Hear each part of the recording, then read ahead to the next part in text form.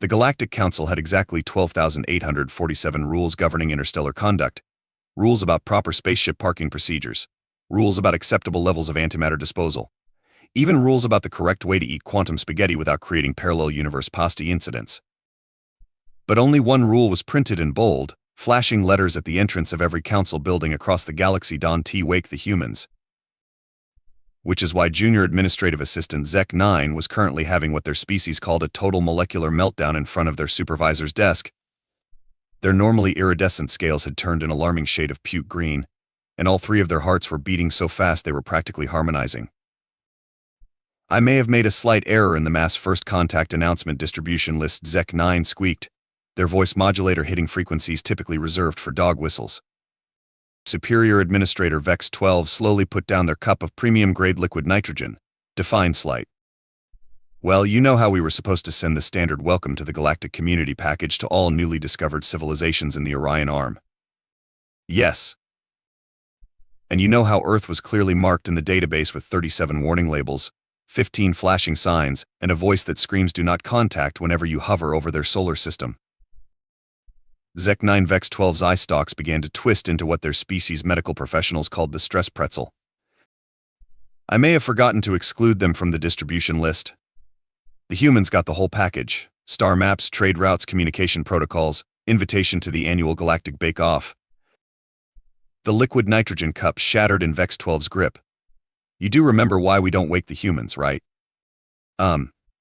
Because they're dangerous." "No, because they're ridiculous." Vex 12 waved all four arms in exasperation. "The last time an alien species made accidental contact with Earth, humans convinced them to invest their entire planetary GDP in something called NFTs the species had to file for galactic bankruptcy. That doesn't sound so bad. Before that, a scout ship crashed in something called a Walmart parking lot within 3 hours. Humans had already created 14 different conspiracy theories, turned the incident into something called a meme, and somehow managed to monetize the aliens' confusion on a platform called YouTube." Zek 9's scales shifted to the color of spoiled milk. "But surely the Council's official first contact protocols will."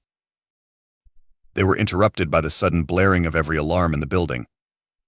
A holographic screen materialized in the center of the office, displaying a rapid stream of incoming data from Earth. "Oh no," Vex 12 whispered, their eye stalks completely tangled. "They're already responding." The first official human reply to the Galactic Council's welcome message was a picture of something called a SpongeBob with the captionate, "Who's ready to clap some alien cheeks?" Zek 9 didn't understand what that meant, but judging by their superior's reaction, all four arms facepalming simultaneously, they had a feeling the galaxy wasn't ready for whatever was coming next. "Should I send a correction?" Zek 9 offered weakly. "Maybe tell them it was a prank." Vex 12 just laughed. It was not a happy laugh. It was the laugh of someone who had just watched their career, their dignity, and possibly the entire galactic bureaucratic system begin to crumble. "Correction? Oh, my sweet summer intern. The humans are awake now. There's no going back. All we can do is prepare for the chaos." They paused, then added with a shudder, "and hope they don't discover our equivalent of TikTok." The emergency alarms continued to blare as more human responses flooded in. Somewhere in the building, someone was crying in mathematical equations. The galaxy's carefully maintained order was about to meet humanity's specialty cheerful chaos with a side of memes. And it was all because Zek 9 hadn't double-checked a distribution list. The thing about humans, as the Galactic Council was rapidly discovering, was that they had absolutely no chill. None. Zero. Negative amounts of chill, if such a thing were scientifically possible. Within 24 Earth hours of receiving the welcome package, humans had created 37 new cryptocurrencies with names like Alien Coin and Xena tokens, started an intergalactic dating app called Plenty of Pods, somehow gotten clapping alien cheeks trending across 3 spiral arms of the galaxy. "How are they doing this?" demanded Council member RX Till, whose species communicated primarily through controlled fungal growth patterns. "They barely have faster-than-light technology, and they're already trying to sell us something called Earth's authentic space tacos." The Council's emergency session was not going well, particularly because half the members couldn't stop watching human cat videos that had somehow made their way onto the Galactic Information Network. "The real question," said High Commander Yip, while trying to hide the fact that they were playing something called Among Us under the table is how they managed to hack our universal translation matrix to include something called emoji support. A junior analyst nervously raised their appendage. Actually, about that, they didn't hack it. Dave from it just submitted a pull request to our open source repository. Dave from who gave humans access to our code base. The analyst's bioluminescent spots dimmed in embarrassment. They found it. Apparently one of them was just browsing around and decided our code needed some updating. They also left comments about our legacy systems and something called technical debt. At that moment, Ambassador NXTL burst into the chamber, their ceremonial robes askew and their gravity stabilizers malfunctioning from stress. It's getting worse. The humans have discovered our trade routes. How bad could it be? Asked RX Till, immediately regretting the question. They're setting up food trucks. In space, they're calling it the Intergalactic Food Truck Festival and charging premium rates for something called a fusion taco, and I don't mean nuclear fusion. The council chamber erupted into chaos. Well, organized chaos. They were bureaucrats after all. That's not the worst part, NXTL continued, their voice modulator cracking. They're offering franchise opportunities. The horror in the room was palpable. Several council members began stress molting. But Wade interrupted a newly appointed council member who hadn't yet learned better than to ask questions. Isn't this sort of cultural exchange exactly what the galactic community is about? The chamber fell silent. The kind of silence that makes black holes seem chatty. You must be new here, RX Till said kindly. Let me show you something. They pulled up a holographic display showing Earth's current social media activity. It was a nightmare of cross-cultural chaos. Humans were teaching alien species to do something called the Macarena, organizing an intergalactic fantasy football league with actual fantasy creatures, trying to explain why something called a Rickroll was the height of comedic achievement, starting a petition to make Captain Kirk an official Galactic Council position. This is what happens when humans get excited, RX Till explained. They don't just participate in galactic culture, they meme it into submission. Just then, every screen in the chamber lit up with an incoming transmission. It was from Earth's newly self-appointed Department of Xenological Relations and Sick Burns. The message read, "Hey space friends. Quick question, is it cool if we start a reality TV show called Dancing with the Stars, but like, with actual stars? We've already got sponsorship deals lined up with 7 different nebulae." Ambassador NXTL fainted, their gravity stabilizers finally giving up entirely. Should we tell them that stars aren't sentient? The new council member whispered. Oh, you sweet summer molecule, RX Till sighed. At this point, the humans would probably find a way to make them sentient just to prove us wrong. Somewhere in the depths of the council archives, Zek-9 was seriously considering a career change, perhaps something safer, like antimatter juggling, or black hole surfing. The galaxy would never be the same. And it was only day 1. Admiral Clix of the Galactic Defense Force had faced many challenges in their distinguished career. Space pirates? Handled. Quantum anomalies? Contained. That awkward moment when 2 parallel universes tried to merge during tea time? Resolved with only minimal damage to the space-time continuum. But nothing, absolutely nothing, had prepared them for becoming a human influencer. I don't understand, Clix said, staring at their communication device. I simply posted a standard warning about restricted zones in the Carina Nebula. How do I now have 7 million followers and something called a brand deal with Space Red Bull? Their assistant, a collective consciousness of psychic bacteria named Bob, they'd chosen the name after binge-watching human sitcoms, attempted to explain. The humans found your formal military delivery oddly satisfying and have turned your catchphrase, "Cease your astronomical tomfoolery," into a viral sensation. But I was threatening to deploy quantum torpedoes. Yes, they found that adorable and have made something called a lo-fi remix of your warning message. It's currently trending on Space Talk. Meanwhile, in the galactic market sector, things were getting equally weird. Humans had somehow convinced the notorious Vraxian Trade Federation, a species known for their cutthroat business practices, to invest heavily in artisanal Earth water. It's just water, explained a confused Vraxian merchant. But they put it in shiny bottles and call it premium naturally sourced H2O with vintage Earth vibes, and now we can't keep it in stock. We're selling it for 50 credits a bottle. The situation with interspecies dating was becoming particularly concerning. The Galactic Council's Department of Cultural Integration was overwhelmed with requests for clarification on human courtship rituals. No, a tired cultural officer explained to a confused alien collective. Sending humans pictures of your quantum efficiency ratings is not considered flirting, and please stop trying to impress them with your ability to metabolize uranium. They find it interesting, but not in the way you're hoping. The insurance sector was next to crumble. The Galactic Insurance Consortium called an emergency meeting after receiving thousands of unprecedented claims. Human taught our AI to feel existential dread. Spaceship infected with something called Windows updates.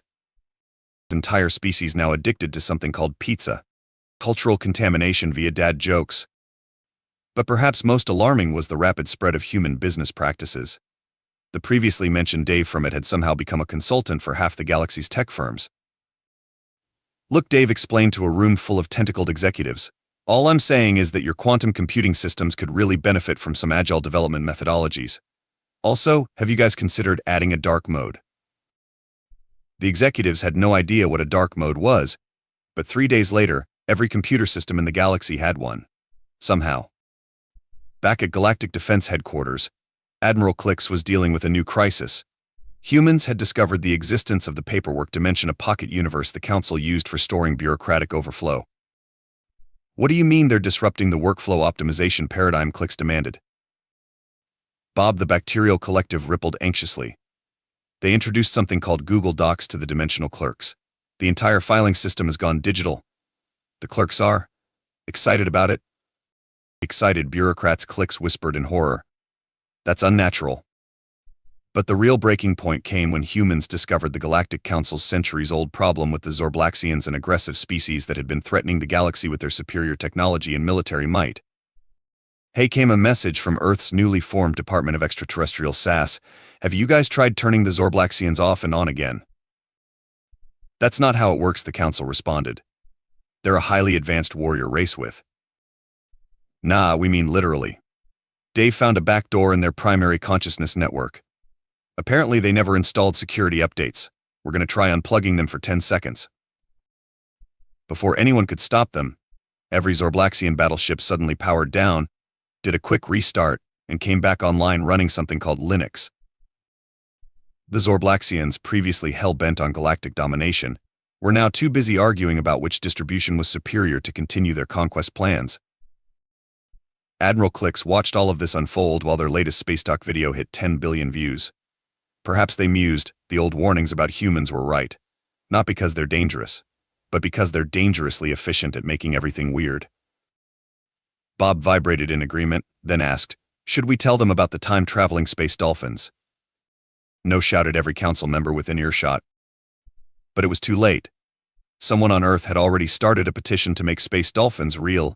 It had 6 million signatures. The galaxy held its breath, wondering what would happen next. The humans, meanwhile, were just getting started. The Galactic Council's worst nightmare wasn't that humans were causing problems.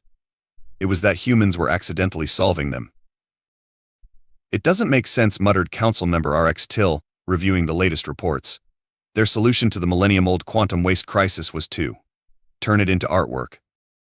Indeed, some human artist had discovered that quantum waste produced fascinating light patterns when properly contained. Now there was a thriving market for quantum crystal gardens, and the galaxy's most dangerous waste product had become its hottest luxury item. And don't forget the gray goo incident, added Ambassador NXTL, who had finally recovered from their fainting spell only to discover humans had elected them most memeable ambassador 3 weeks running. The gray goo incident was particularly baffling. A swarm of self-replicating nanobots had threatened to consume an entire sector, until some humans suggested programming them to make something useful, like tacos. Now the former Death Swarm was the galaxy's most successful food delivery service. But just as the Council was beginning to think maybe, just maybe, human chaos might be manageable, the Void Lords attacked. The Void Lords were the stuff of galactic nightmares. Ancient beings who lived between dimensions, feeding on light and hope. They'd been dormant for eons, but something had awakened them. Probably all the noise humans are making, grumbled Admiral Klix, who was trying to coordinate defense plans while simultaneously dealing with their new status as a social media icon. Do you know they've started making plushies of me? The Void Lord's initial attack was devastating. They consumed 3 star systems before anyone could react. The Galactic Defense Force's most powerful weapons proved useless against beings that technically existed in several dimensions at once. The Council gathered for what they feared might be their last emergency session. "We have to consider." High Commander Yip began reluctantly, asking the humans for help. The chamber erupted in gasps and stress molting. "Are you insane?" someone shouted. "They'll probably try to sell the Void Lord's cryptocurrency. Or worse," added another, "teach them about memes." But before the council could vote, a transmission came in from Earth, specifically from a suburban house in Cleveland. "Hey, space friends," came the cheerful voice of Dave from it. "Quick question, are these void thingies the ones eating all the stars? Because we might have a solution." The council collectively held their breath. "See, we were looking at the quantum frequency readings," Dave continued, "and my buddy Steve from accounting noticed they look a lot like his old dial-up modem. So we thought, what if we tried?" What followed was an explanation so bizarre, so utterly illogical, that 3 council members developed spontaneous mathematics allergies trying to comprehend it. The plan involved a modified video game console from 1987, something called vaporwave aesthetics, 17 cats wearing tinfoil hats, a very specific episode of Star Trek, and a device humans called a Nokia 3310. "This is preposterous," declared Admiral Clicks. "It violates at least 143 laws of physics." "Yeah," Dave agreed cheerfully. "But sometimes you gotta think outside the quantum box, you know." The council debated for 6 hours. Meanwhile, the Void Lords consumed another star system. Finally, Ambassador NXTL stood up. "What's the worst that could happen?" "They could tear the fabric of reality," shouted someone. "Create a paradox that unmakes the universe," yelled another. "Make the Void Lords start a TikTok account," a third voice added, causing everyone to shudder. But in the end, they had no choice. The council gave humans permission to proceed with what they were calling Operation Did You Try Unplugging the Void? The next 24 hours would go down in galactic history as either the most brilliant or most ridiculous victory ever achieved. Possibly both. It turned out that the Void Lords, beings of incomprehensible cosmic horror, had one weakness: they couldn't resist clicking on clickbait headlines. "You won't believe these 10 dimensions you haven't visited. Number 7 will shock you." While the Void Lords were distracted by an endless stream of pop-up ads, human engineers had determined that evil transcends dimensional boundaries. Dave's team hit them with a carrier signal transmitted through a vintage Game Boy running a modified version of Tetris. The Void Lords, for the first time in their eternal existence, experienced what humans called a buffer overflow error. Then they crashed. Then they received a blue screen of death. By the time they managed to reboot, they found themselves running on the same Linux distribution as the Zorblaxians, with an aggressive ad blocker installed. The threat was over. The galaxy was saved, and nobody could explain exactly how. "I told you it would work," Dave said proudly. Classic its solution: turn it off and on again. The council sat in stunned silence, watching as humans across the galaxy celebrated by creating commemorative NFTs of the event. "We should probably tell them about the time crystals now," whispered Bob the Bacterial Collective. Admiral Clicks just sighed and checked their latest follower count. "Let's wait until after they finish teaching the Void Lords about social media etiquette." In the depths of space, a Void Lord posted its first tweet: "LOL, just got rebooted by some organisms from Dimension 3. Embarrassing moments, cosmic horror, life blessed." The galaxy would never be the same. But maybe that wasn't such a bad thing. In the aftermath of what humans were now calling the Great Control-Alt-Delete of the Void, the Galactic Council faced an uncomfortable truth: humans were actually useful. Chaotic, yes. Unpredictable, absolutely. But useful. "Look at these statistics," Council member RX Till announced during the post-crisis assessment. "Galactic GDP is up 300%. Interspecies cooperation is at an all-time high. Even the Zorblaxians are contributing to society, though mostly through aggressive tech support." And let's not forget, added Ambassador NXTL, who had finally embraced their meme status and was now selling official merchandise. They solved the Great Translation Matrix crisis by introducing something called emoji diplomacy. It turned out that translated perfectly across all known forms of consciousness, including the quantum hive minds and that one species that communicated entirely through interpretive dance. But perhaps the most significant change was cultural. Alien species across the galaxy had started adopting human mannerisms, for better or worse. The crystalline minds of Rigel 7, beings of pure energy and thought, had become obsessed with human casual Fridays. The hive consciousness of Betelgeuse had implemented a work-life balance initiative, much to everyone's confusion since they were technically always working and living simultaneously. Even the notorious space pirates of the Carina Nebula had developed a strange fixation with human corporate culture, now demanding ransoms in the form of competitive salary packages with good benefits. "Did you see their latest demand?" Admiral Clicks asked. Scrolling through their feed, they had fully embraced their influencer status and now had a merchandise line called Clicks Chill. They want dental insurance. They don't even have teeth. The council chamber itself had changed. Gone were the austere, formal proceedings of the past. Now members regularly used phrases like "let's circle back and think outside the quantum box." Someone had even installed a coffee machine, despite the fact that most species found coffee to be a deadly neurotoxin. But the real testament to human influence came during the first galactic meme war. It started innocently enough. A Zorblaxian tech support agent posted what they thought was a harmless joke about quantum processor speeds. The Regellians took offense, responding with a sophisticated multidimensional meme about binary stars. Within hours, the galaxy's information networks were flooded with increasingly complex mimetic warfare. Species that had been peacefully coexisting for millennia were now engaged in brutal exchanges of hot takes and sick burns. Just when it seemed like the situation might escalate into actual warfare, humans introduced something that changed everything: wholesome memes. "I don't understand," said a confused Void Lord who had become an unexpected voice of reason in galactic social media. "How can an image of a small Earth creature saying he do be vegan though create peace?" Yet somehow it worked. The galactic meme war ended not with a bang, but with an overwhelming wave of cat pictures and dad jokes. Dave from it, now serving as Earth's first chief vibing officer on the council, explained it simply: sometimes the best way to fight chaos is with more chaos, but like the good kind. The council had to admit he had a point. Under human influence, the galaxy had become messier, louder, and significantly more confusing, but also more innovative, more connected, and arguably more fun. Perhaps mused High Commander Yip, who had recently started a successful streaming channel called Yip Reacts to Earth History. This is why the ancient warnings about humans were so cryptic. They weren't warnings about danger, but about change. Even the paperwork dimension had been revolutionized. The bureaucratic entities that lived there had discovered human project management methodologies and were now operating at unprecedented efficiency levels, though they had also developed a concerning addiction to spreadsheets.